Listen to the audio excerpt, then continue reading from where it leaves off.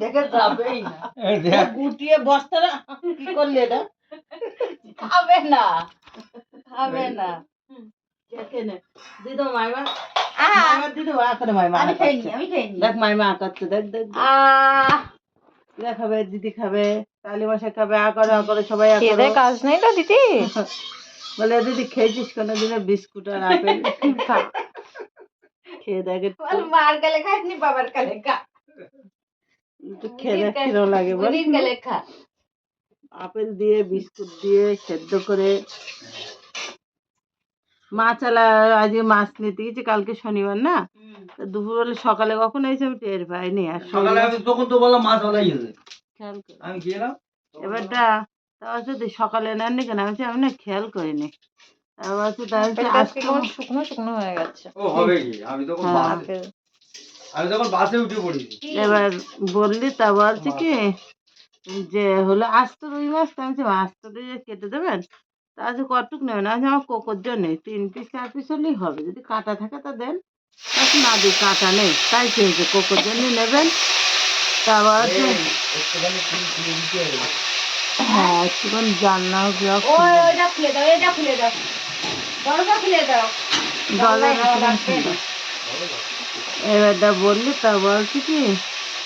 সন্ধ্যাবেলা আপেল সেদ্ধ খাই বলছে বাবা হ্যাঁ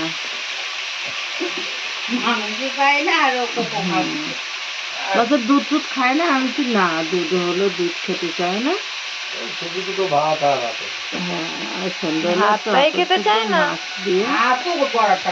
মাংস হলো খেতে চায় না খাইয়ে দিয়ে দিয়ে অভ্যাস হয়ে গেছে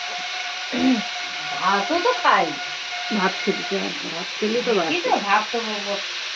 ওই করার দেন তাই সে চাকু মাকো করে থেকে যায় আর তাতে যদি বিড়াল আবার যদি লাগে আবার তো খায় সব খায়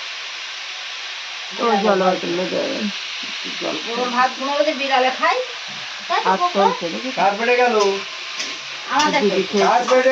দিদি খেয়েছে না তোমার দিদি খেয়ে নিয়েছে না তুমি খেয়েছো কে ওই প্রতিদিন যে খাদ্য সে ওর তলায় ঢুকবো জানবেন এবার তো খাওয়াবে আমার নাটক শুরু বিস্কুট হলো এখন আর বিস্কুট খাওয়াই না সকালবেলা এই দুদিন দিচ্ছি না বিস্কুট খালে ভাত খেতে চায় না না দৌড় আজকে জানো না এ কি দৌড় এই এরকম একবার ঘরের মধ্যে দিয়ে এসেছি একবার নাইকল তলা দিয়ে ফুল তলা দিয়ে দৌড় আজ দৌড় আর কাজ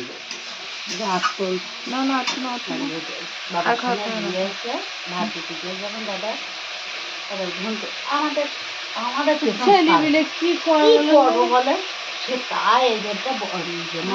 ভাতটা আর বল